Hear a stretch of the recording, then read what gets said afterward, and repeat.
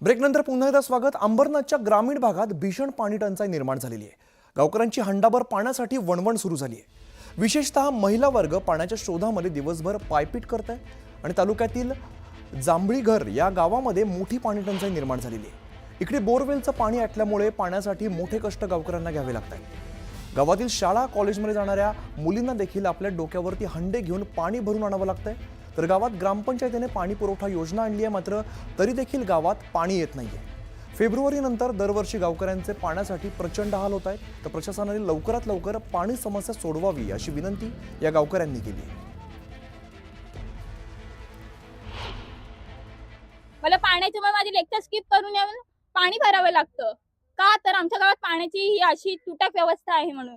आणि आमच्याकडे निवडणूक येते तेव्हा सगळे प्रतिनिधी येतात, त्यांचं प्रतिनिधित्व मांडवायला। आम्ही तुम्हाला हे करू ते करू, वोटिंग घेऊन जातात, फक्त वोटसाठी येतात। विकासाचं काम काहीच नाही, विकास शून्य।